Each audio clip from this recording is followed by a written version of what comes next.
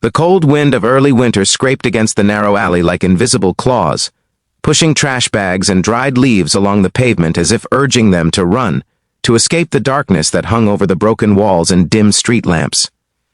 A young woman bent over a rusted dumpster, her thin jacket barely sheltering her from the wind as she rummaged through piles of discarded food. She didn't look homeless, at least not in the usual way people imagined. Her hair was messy but clean, her eyes bright but tired, and her hands shook not from addiction but from hunger.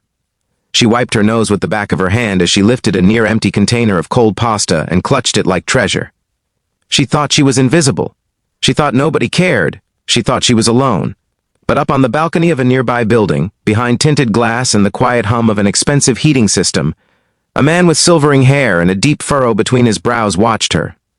His world was one of polished marble floors, tailored suits, and fine meals he barely tasted. His name was Adrian Hayes, a millionaire known for his empire of real estate and investments. Yet as he watched the girl below picking scraps from trash, something in his chest tightened like a fist. He didn't know her name, didn't know her story, but he could see desperation in the way her shoulders curled inward, as if trying to shrink into nothingness. He saw everything she was trying to hide. If you believe kindness, second chances, and compassion can change a life, please like, comment, share, and subscribe to the channel. Your support helps bring more inspirational stories to life. Her name was Lila.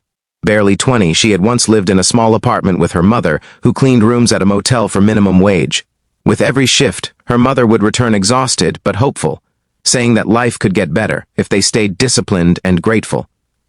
But hope was fragile, and one night it shattered when an asthma attack stole her mother's breath before she could reach the hospital.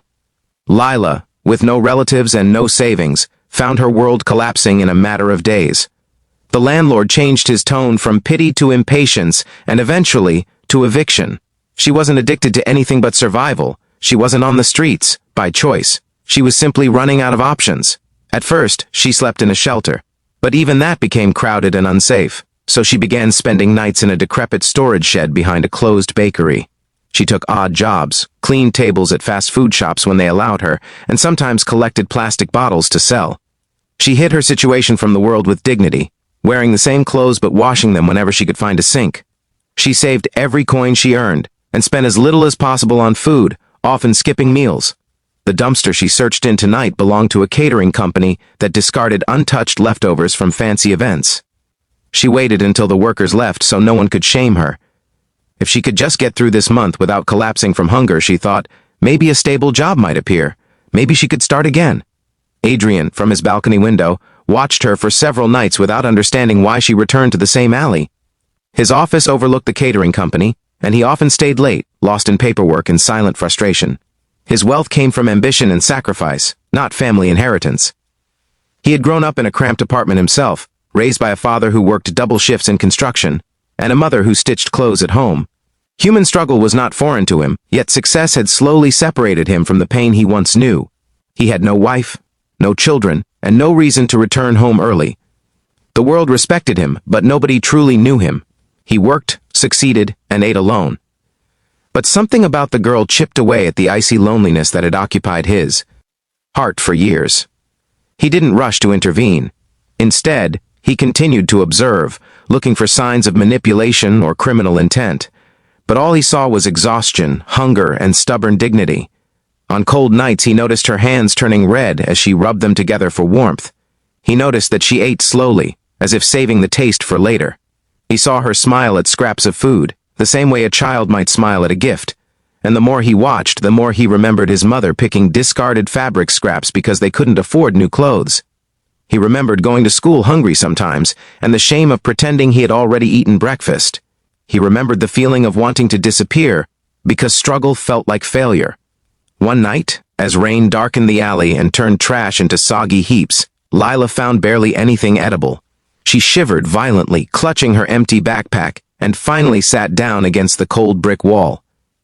For the first time in weeks, she allowed herself to cry. She covered her mouth to muffle the sound, as though even her suffering needed to remain quiet, invisible. Adrian stood at his window, frozen.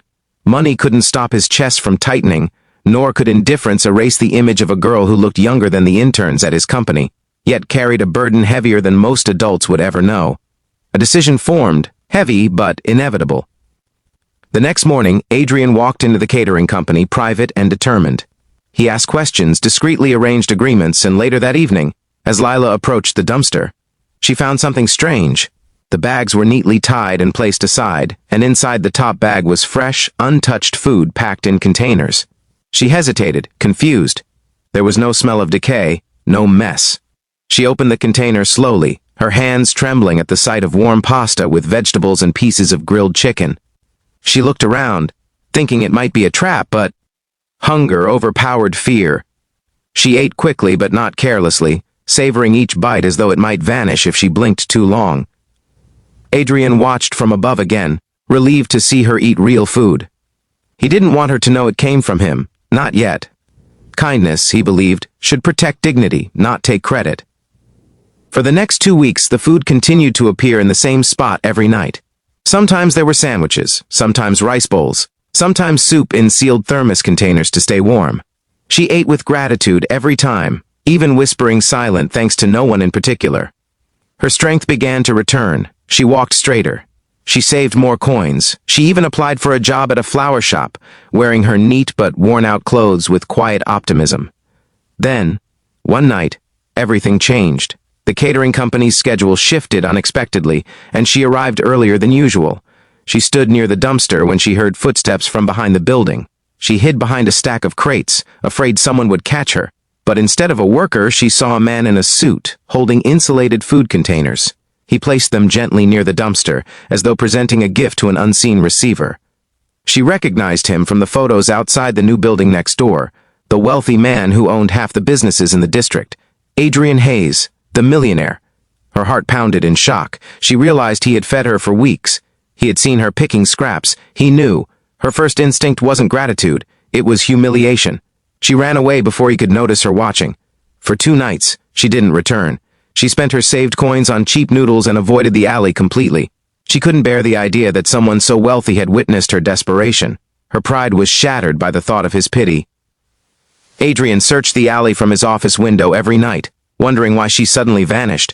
His worry grew like an ache. Had she found help? Had something happened to her?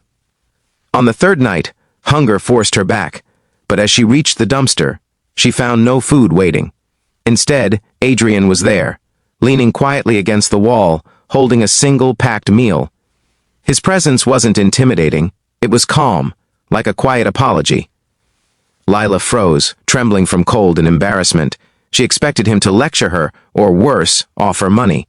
Instead, he simply set the food down and stepped away, keeping distance, as though giving her space to breathe. He said nothing, but his eyes held understanding, telling her he knew what survival looked like. There was no judgment in his gaze, only recognition, like he was looking at a reflection of a younger version of himself. He walked away, slowly, leaving her with the choice to accept or refuse. It took several minutes before she moved, her breath shaking in the cold air. She picked up the meal, but this time she didn't eat immediately. She held it to her chest as tears slipped down her cheeks. They weren't tears of humiliation anymore. They were tears of being seen without being shamed. Weeks passed, and their silent exchange continued.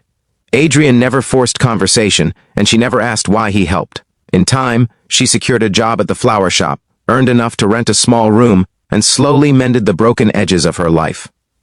When she finally walked into the catering company on her own to thank whoever had helped her, Adrian happened to be there. She didn't speak much, just smiled and nodded gratefully, her eyes saying everything her voice struggled to express. He smiled back, not as a millionaire, but as someone who understood her journey. She never asked for anything more, and he never used his help to control her path. But years later, when she opened her own modest flower boutique, she placed a simple note in the window. For every soul struggling in silence, you are seen, you are worthy, and you are not alone. She never mentioned his name, she didn't. Sometimes the greatest kindness is the one that asks for nothing in return. If this story touched your heart or reminded you that quiet kindness can change lives, please like, comment, share, and subscribe. Your engagement helps these stories reach those who need hope the most. Before you go, comment below. Should kindness be anonymous or celebrated?